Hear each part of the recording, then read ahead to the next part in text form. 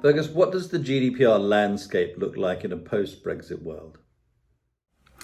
Well, in one sense, the answer is that nothing at all has changed, because the change between the 31st of December and the 1st of January is zero in our data protection regime. But that's because the Brexit deal maintained the position that personal data can transfer freely between the EEA and the UK. The UK hasn't been considered a third country at present. So in effect, it's a kind of further transition period or bridging period for data. But it's only for a maximum of 6 months. And the intention is that that time would be used by the Commission to reach a decision on whether the UK would get an adequacy decision or not. If that happens, assuming that there's no further divergence or any divergence from the data protection standards that would be approved, the UK would be sitting pretty as a state whose establishments can continue to enjoy the free movement of data between EEA and ourselves. It's a relatively small number of countries, in fact, that have had an adequacy decision from the EU in their favour so far, and they're as diverse as Argentina, Canada and New Zealand. The Guernsey model, for example, is one where the GDPR is incorporated by reference into their domestic law. It's very similar to the UK Data Protection Act 2018 in that respect. So on that basis, it could be that it's a very short step to an adequacy decision, enabling us to carry on very much as before. But the ICO is advising that establishments take steps in any event to protect themselves on the basis that if an adequacy decision isn't met, then there would be a cliff edge coming.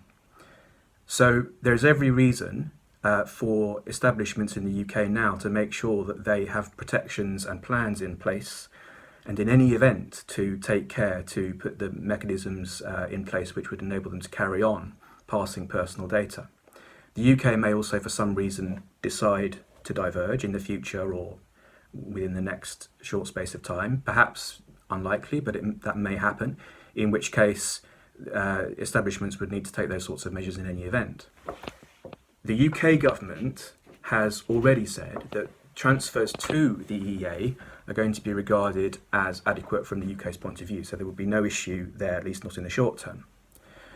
But the ICO wouldn't be able to act once Brexit, or even now, but certainly in respect of any period of time after any decision on adequacy, won't be able to act as the lead supervisory authority for data protection matters within the EU. It can't, for example, deal with the existing methods of transfer of data across borders, such as binding corporate rules.